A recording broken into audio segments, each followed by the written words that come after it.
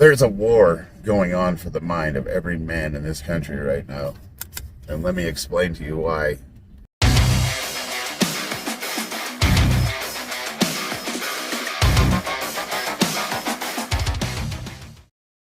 Did you know that prior to 2016, statistically, only 4% identified as trans or LGBT?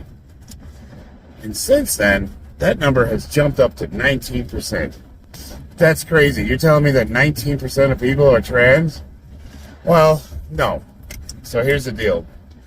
There's little things you can identify as if you're, like, say, a straight white male or bisexual or whatever. You can join the team by identifying as one of the millions of genders that, like, are not actually transsexual, but identify you. Well, what's the other one? It's not pansexual. It's like sort of like polyamorous, or basically you identify as trans by loving people that you love or whatever. It's so stupid. Demi Moore was one of them. She just made this gender up and had a coming out party, and it's like, oh, congratulations! It's so stupid. The idea is that there's a war going on. And they're using race, sexual identity, things that are immutable characteristics. And what it is, it's a repackaged version of Marxism. Straight out of for context, I studied communism, Eastern Bloc. I did a thesis for political science on the 1917 October Revolution in Russia, where the Bolsheviks took power. And I studied communism in China, Cambodia, Cuba, all around the world, socialism, different theologies, and I've read all of Marx and Engels stuff. I have the Encyclopedia Italiana, which is Mussolini's book, where it defines actual fascism. It's funny, you got all these groups that are like the anti-fascist Antifa, and what they don't understand is, like, they are the very definition of fascism by the book, by the guy who actually wrote it. But they leverage that word fascism to basically mean anybody that disagrees with them. So, it's funny because what's the argument? You're not anti-fascist. Generally speaking, people are anti-fascist by default. That's the default setting for most humans. So, to to use that as an argument, it's disingenuous and it's stupid. But it's a way to shut conversation down. Back to the trans thing. So, why? Why is there a huge push to identify or ally yourself with the LGBT movement? It's simple. So, Marx got it wrong with class and capitalism, as all hierarchical structures dispossess those at the bottom and the ones at the top. It's called the Pareto distribution. Basically, 20%, 10% of the people will amount 80 to 90% of all the wealth. And that's in any system that's ever existed. You can look at basketball players. 20% of the basketball players will score 80% of the goals. In any given field, 10 to 20% of the people will do 80 to 90% of all of the work. And what that does is, in any system, they say that capitalism is the reason why there's so many dispossessed people at the bottom of the hierarchy, and at the top, the 1%, the elite, amass all the wealth. Well, this is true in any system that's ever existed. So to blame capitalism, human beings have been doing this shit to themselves way before there was ever a capitalist society. So Marxism is an attack on Western values, which is rooted in, we'll say like a Judeo-Christian, Abrahamic religion, those values, which allowed for individualism it made the individual the top of the hierarchy. So the hierarchy starts with the individual and it works its way down to the groups. Well, in Marxism, the group is your core identity and the individual is at the bottom. The individual does not exist. It's not an argument about what kind of speech should be allowed, hate speech, that kind of thing. It's an argument over whether or not free speech even exists. So our number one core tenet in the West is freedom of speech. From there, everything else is built. And without it, nothing can exist. We can't argue our points if we can't speak freely. the left, they believe that, speech that offends them should not be allowed. But the right, or if you will say anybody who's an individualist, a true individualist, will argue that without the risk to offend somebody, you can't have speech because we're going to disagree with each other. I might be offending you right now, but I can't express my thoughts without the risk of offense. And their argument is that, we should not be able to allow it.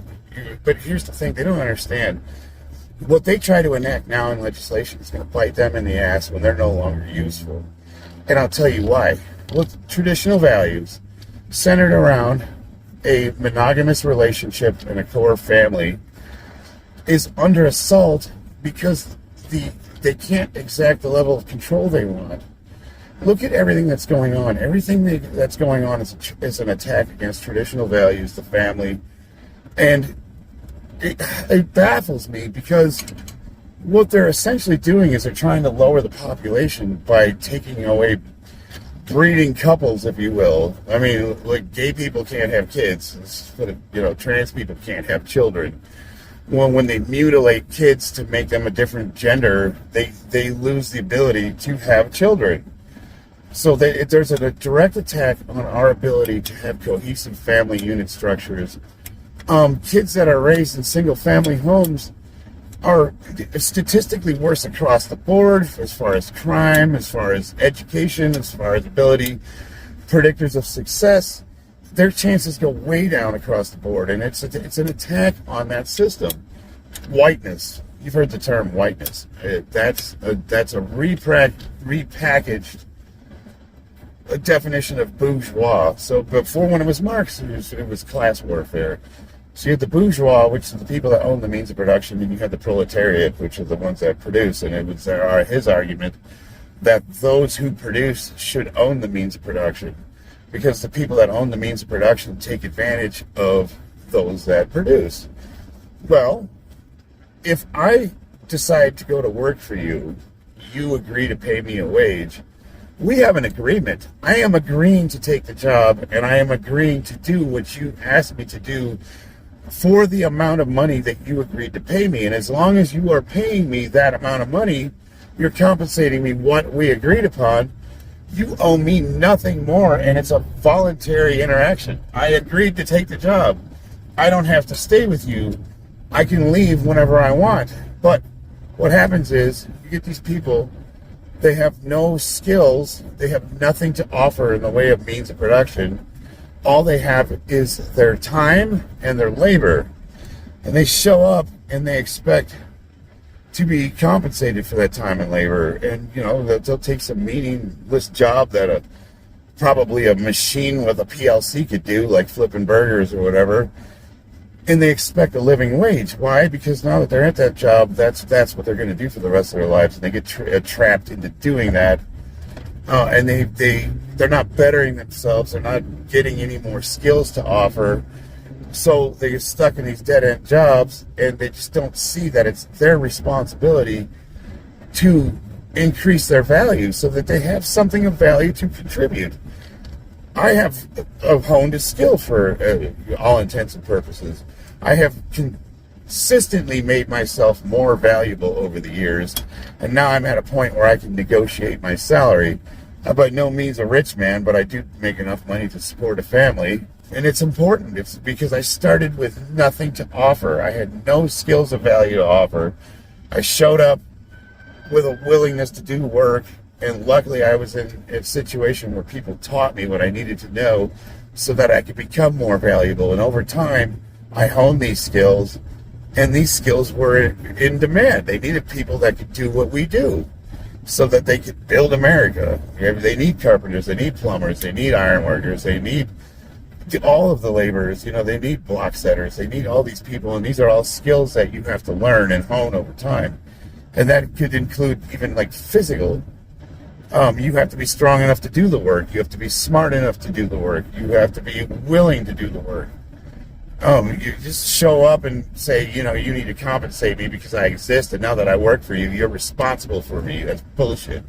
Well, there's just an attack on that. There's this on one side of the government, they're saying that you are owed this these generations have been stealing your wealth, and the reason why you can't get ahead is because they're taking from you.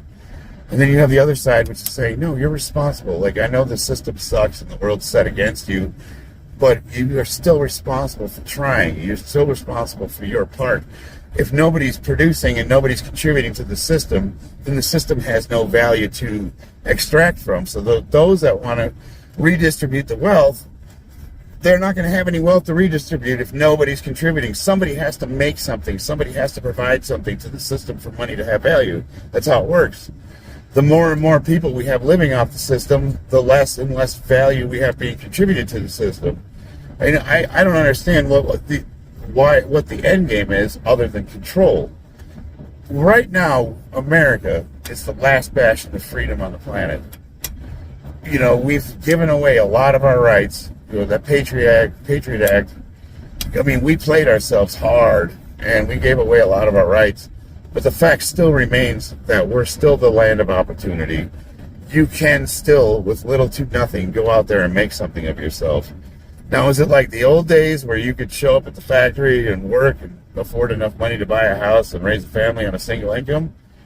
No, not likely. But even introducing women to the workforce, it lowered the value of labor because now you've essentially doubled your workforce, and the more you have of something, the less hard it is to acquire, then the less valuable it is. And that's with anything.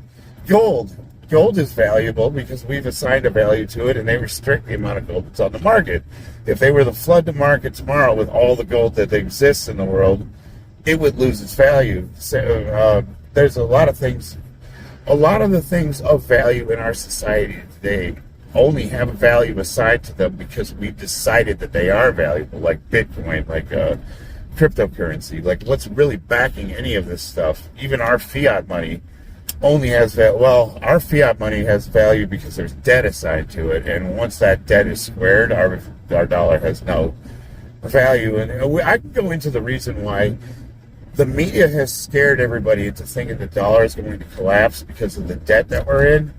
And if you do even the most modicum exploration into economics to see how our system works, you'll find that the dollar is backed by the amount of debt it has.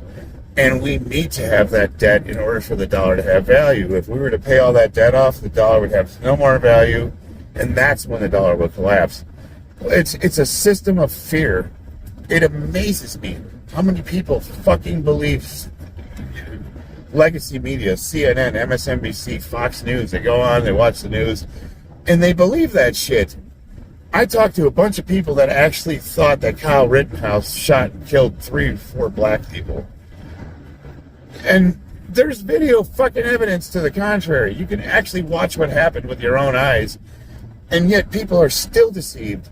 All these movements, BLM, Antifa, all the riots that are against whiteness, which is the new term for bourgeois, and people of color is the new term for proletariat, which is why it's important for white people to become allies.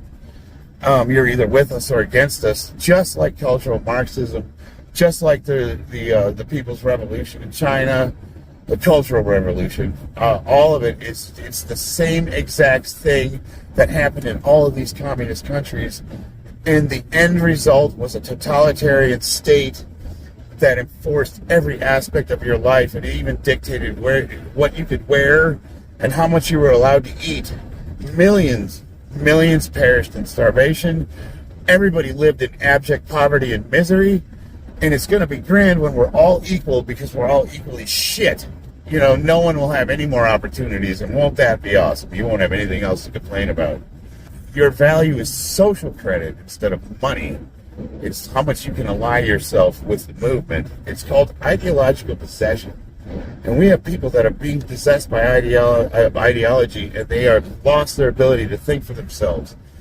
They say anybody who discerns any information for themselves by just looking into things and trying to discover like an alternative source of news as a conspiracy theorist.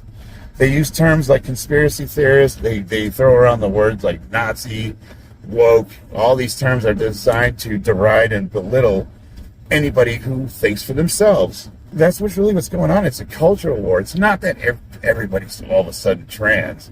It's that you're either with us or against us, so you have to find some way to align yourself with that movement. So what do we do about it? Understand this. 50% of this country, at least, on paper, is the opposition. They say that we're enemies of the state. 50% of the country is enemies of the state. No, that's half the country, motherfucker. Like they turned MAGA into a derogatory term. Anybody that leans slightly conservative is all of a sudden a right-wing Nazi. You know what? They have the levers of power. They have the media. They have the town square. They have the conversation. But what they don't have is the truth. The truth is that conservatives, or people that tend to lean towards conservative, are the same kind of people that just want to live and let live. They don't want to be bothered. They just want to go to work, do their job, come home, and enjoy their time with their families. But what we have to start doing is we have to start speaking truth. We have to start belittling, making fun of, deriding all of the bullshit, and we have to stop letting them spout their lies without any kind of opposition. We have to speak the truth when the truth is confronted to us. What you can do for yourself to change things is to say to yourself, I will not be part of the problem.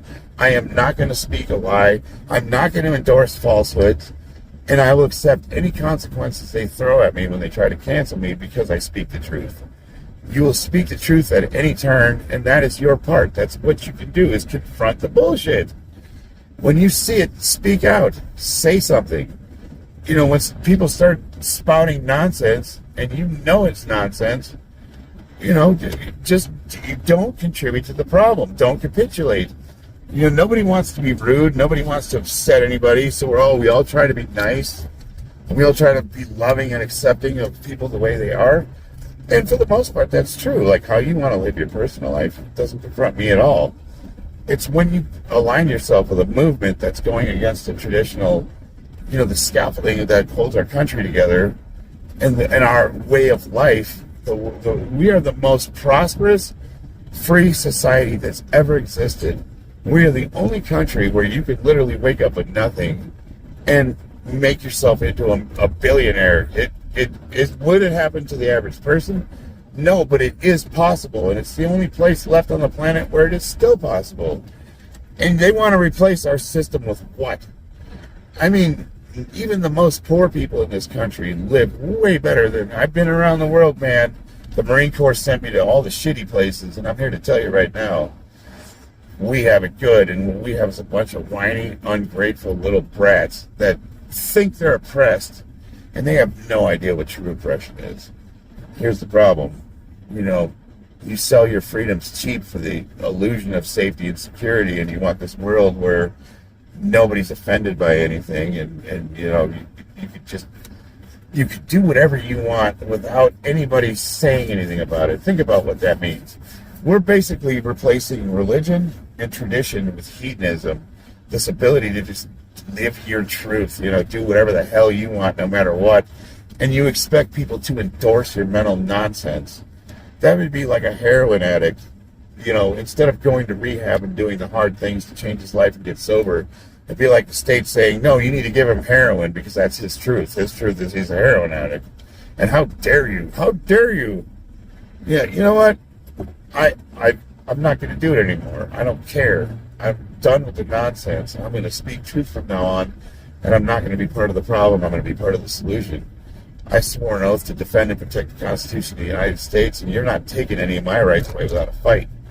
And our fight starts here on social media when we're confronted by it. You speak out against it in your families, in your groups, in your workplace. No longer will we let these ultra-left whack jobs dictate the terms of what we consider to be our values anymore. It's just you got to be done with it. You got to stand against it and say no. We have to be the bulwark to the coming tide of bullshit, because at the end of the day, what they want is control. They want to destroy the traditional so that they can gain control. It's easier to take control of men when they're aimless and they have no purpose. And once they're able to do that, they're not going to give a crap about any of these movements. It's just a means to an end to them. It happened with the Bolsheviks. It happened with Mao Zedong in China. It happened in Cambodia when they killed all the intellectuals and they buried them in the killing fields.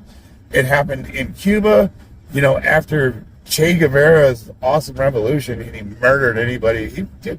All of you LGBTQ plus alphabet people that think Che Guevara is somebody that you should idolize, he murdered most of you after he got into power. You know that, right? He had such a disdain for people that were gay and homosexual. Like, you guys are what's called useful idiots.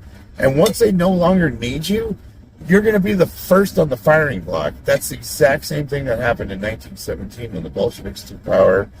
And once the liberals, they incited violent riots that killed thousands of people.